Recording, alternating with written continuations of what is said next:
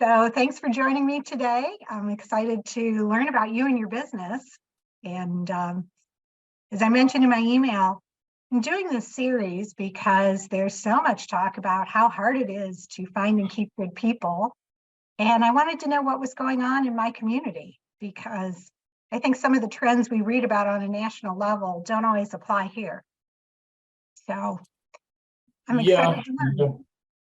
I would agree. I think we I think everybody's having these issues inside in all industries of people not showing up to interviews and things of that nature. We have the same issues. Not We don't have them as bad, I think, as across all industries. We have we were having about a 25% success rate on people showing up for interviews. And then it actually towards the end of the year there got considerably better. And then we're like 75-80%. And then we're back to about that 25%, give or take. Holiday bills have been paid. All right, well, let me back up. Share with us a little bit about what you do, what your business is about, and how long you've been doing it. So we're Senior Solutions. Actually, we're Bedrock Financial Group. Bedrock owns Senior Solutions, Bedrock Wealth Management, and Bedrock Property and Casualty. So we're primarily an insurance company. Our major focus is on the senior citizen side of things, the senior solution side of things, and taking care of their health needs as far as insurance goes, and whether it be Medicare Advantage, Medicare supplements, just whatever the client, it's best for the client. That's the direction we go. We function in 19 states. And we have our home offices here in New Albany. We have a office and resource center in Stanford, Kentucky, which is just outside of Lexington, about a half an hour, where we are working towards having a resource center where we're like a food pantry and be able to help the senior citizen community there. And then we will have a brick and mortar location, our third location in Eastern Kentucky, hopefully sometime this quarter or early in the second quarter. Okay. Wow. That's a lot. So it has been quite a bit. Yeah. So what are some of the key issues you're seeing for employment, in particular in your industry? What I have really found that the main issue is, because it is insurance and it kind of has a stigma or a bad rap, that is getting somebody in to actually look at the job, take a good look at it, listen to what our company is about, the earning potential. And that's the biggest issue. Once we have somebody through the door and sit down and we can lay out what we do, how we help people, and that our primary focus is on helping people. And then, of course, we expect people to get paid. Nobody does this, just for the love of helping people, right? Everybody's got bills to pay, families to take care of. But at the end of the day, like we want our agents to do always what's right by the customer, and what's best for the customer. And we always tell them, don't worry, as long as you're doing what is right, the income will follow.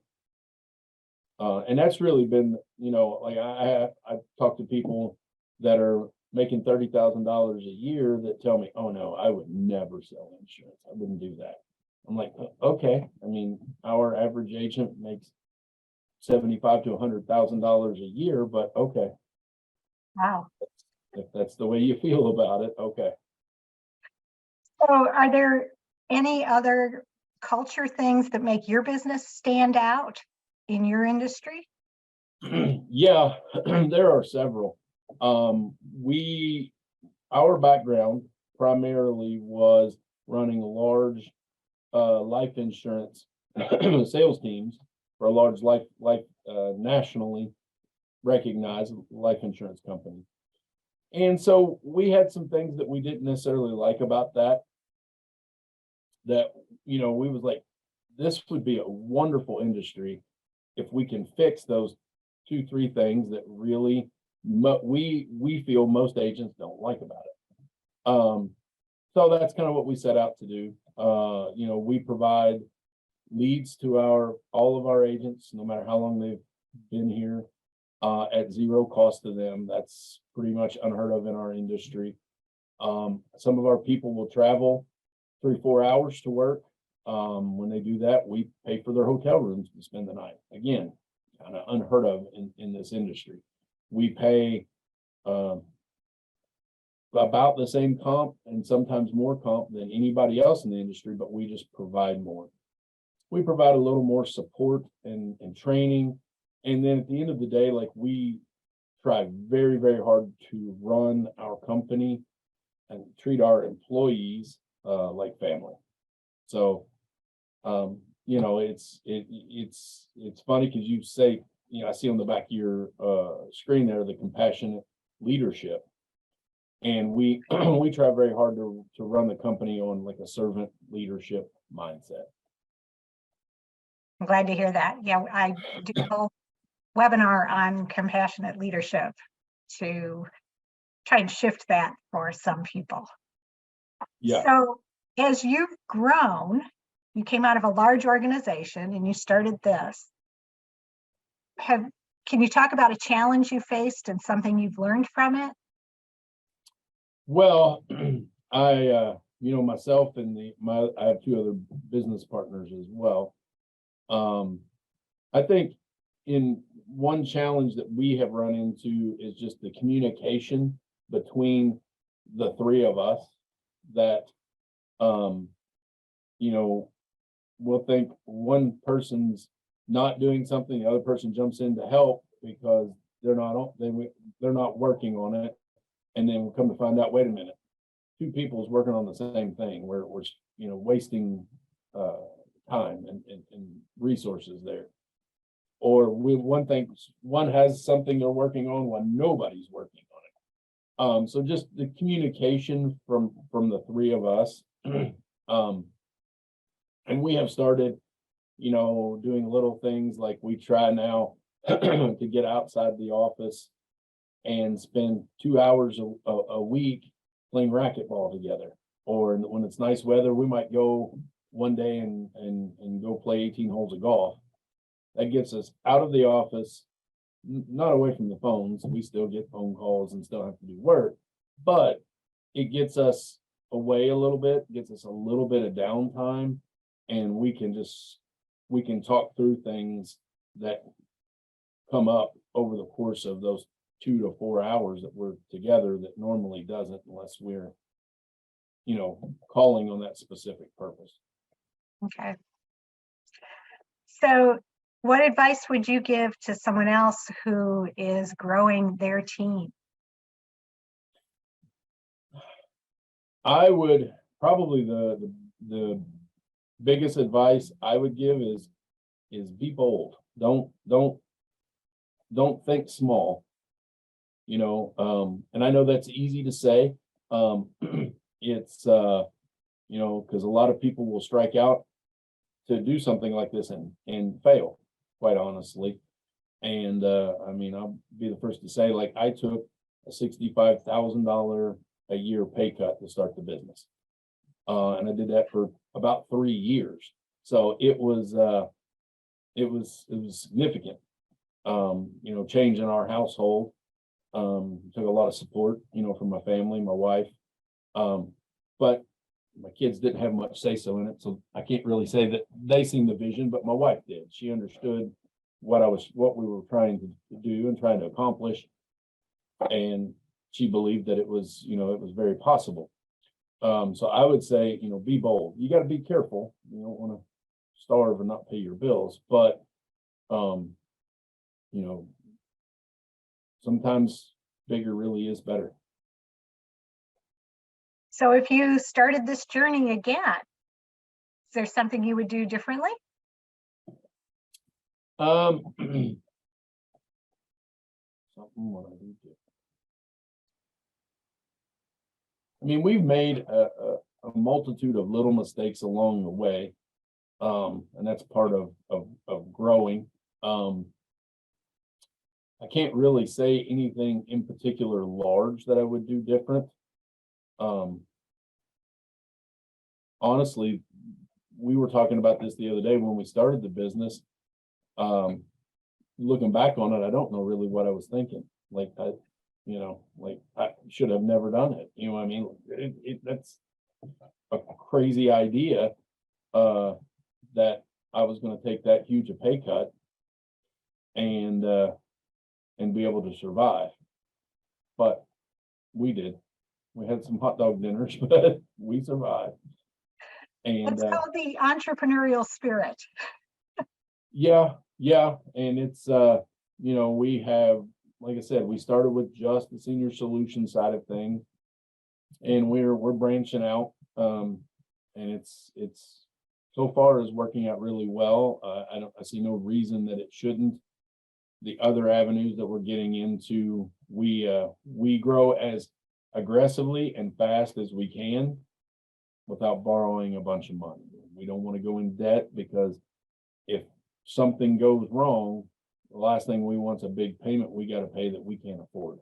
Right. So where is Bedrock Financial Senior Solutions? Where are you going in the future? Well, it's funny you mentioned that. Right before I got on here, I went and picked up a agent that we at the local hotel here that we flew in for his training and like introduction. And we're going to be moving into Texas. That is 3 areas actually we're going to be looking to expanding in quite a bit. Actually, I should say 4. We're pushing into Tennessee more than what we have been. Texas, Oklahoma, and Pennsylvania. Okay. So you use local resources in those markets? Use local people? We try to, yes. And generally we're going to grow to an area where we have contacts, people we know, people we trust. Generally, being in the insurance industry, I've been in a little over 12 years now.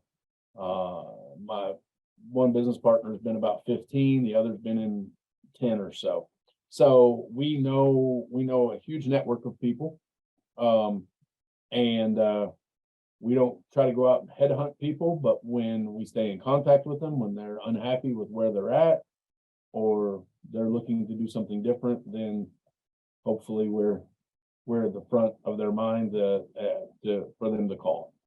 And that's kind of the case. Like we've leveraged some family members to grow into Oklahoma, some agents, family members to grow into Pennsylvania. We actually have a father, 3 sons, and a daughter-in-law that all work for us. Oh, wow. The father started working for us, I think he's 83. We hired him when he was 82, which I know is abnormal, but you'd have to meet the guy. He's awesome. And he loved the company and us so much and the culture that we built that it took him about a year, but he talked pretty much right away. He talked once on coming on board, and he's doing great with us. That gentleman's wife started working for us, and then 2 of his 3 other sons has started working for us. Wow. That's a very fun story. Yeah, that's one of the things that like I take a ton of pride in is like our people. We have people started working for us that are struggling to pay their bills when they start working for us. And a year, 2 years in, they're like, I really want to buy this car, or I'm wanting to build a house, or what have you. We've got several of those that like they're able to do that because of what we've built. And, you know, that brings me more pride than anything. Well, I agree, and good for you. I'm so glad that you're not only building the people and advancing them, but you're building our community. Well, we're trying there too, and I appreciate that. We're wanting to sometime this year. We're going to start a not-for-profit organization, and so we can start really working on that resource center, having the food pantry in Stanford, and if that works out well, then we want to look at expanding that into other areas.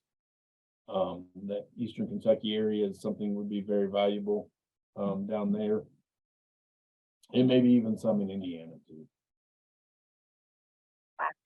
I wish you great success with that. It's so needed and so important for business leaders to step in and take that role. So thank you for doing that.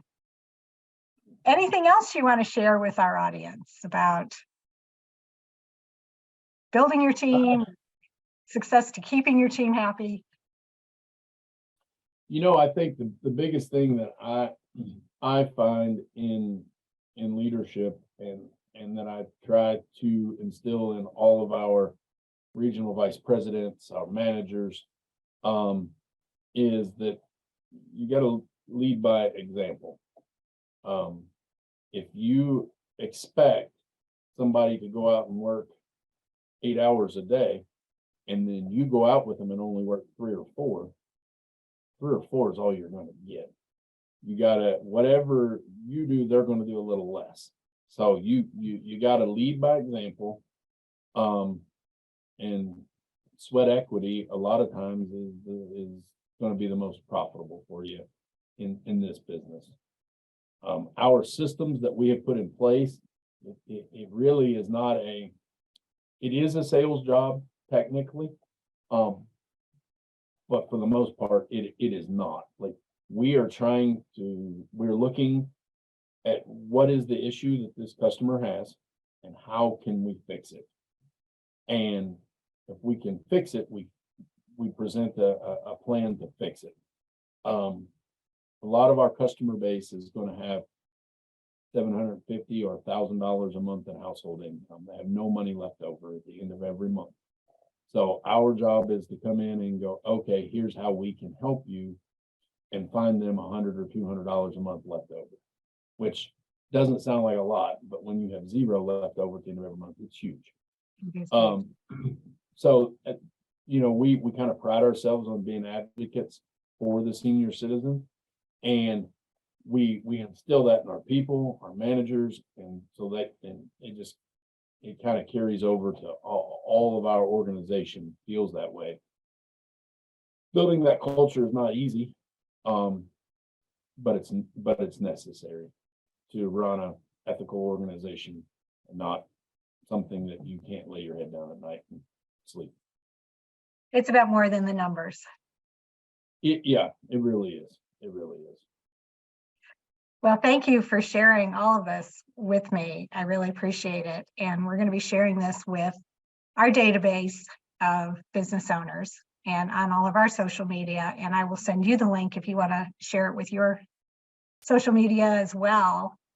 One of the things that we do with Engage and Grow, we have an employee engagement survey. And as a thank you for being my guest today, I'd like to offer that to you. It is completely anonymous, takes your employees 3 to 5 minutes to fill out. And it's going to give you some really good feedback about what they're thinking and feeling, and how, you know, if they have any suggestions, anything different that they want to add to the culture. So that's something that you can do by department. You can do it for the entire organization. You can do it by team, whatever. You can do it for your managers. There's lots of different ways to structure that, but I'm happy to set that up for you. And I will get the results, and then I will do a write-up summary report for you of how to interpret the results and what you can do with that information. And Yeah, Always if you interesting send to see some of the something things. over, yeah, if you send something over, I'd love to take a look at it. It's we have kind of started a similar thing that we send out to our agents, like for their training and different things like that, to make sure they feel like they're getting the training they need. A survey to fill out electronically and send back. Cause I mean, naturally, we want to make sure that they feel like they're getting the training and that they need, and that they're set up for success. So Absolutely. Yeah, you're investing in these people. You want them to be successful. right. Yep. I mean, it's expensive to get them off the ground. Like we've Right. got a couple $1,000s in them to get them ready to sell. So Well, we do also, through Action Coach, have 2 training programs that I just want to mention. One is our sales training, and it is 12 weeks, hour a week. You watch a video and then you meet with a coach for an hour each week to say what you learned and how you're going to apply it. And then the following week, what did you do? How did it work? And then we also have a management training class, same thing, 12 weeks. And that's for rising managers, or maybe managers who need a little refresher on dealing with people, so that you keep the culture what you want it to be. And each of those it's $100 a week for each participant. So I'll send you some information on that as well. yeah, I would probably be more interested in the management side of that, maybe. Yeah. So yeah, send that over. I wouldn't mind taking a look at that. Okay. Because just like nobody goes to school and gets a degree in insurance, we all get these degrees. Actually, there is a couple schools offering that now. Finally. Yeah. But at the same time, a lot of us are really good technicians, but we aren't trained to manage people. So Yeah. that's a need we're trying to fill. So I'll send you information on all of that. And I want to thank you again. It's been a pleasure meeting you and hearing about your business. And I wish you great success going forward. All right. Thank you. Thank you. Bye.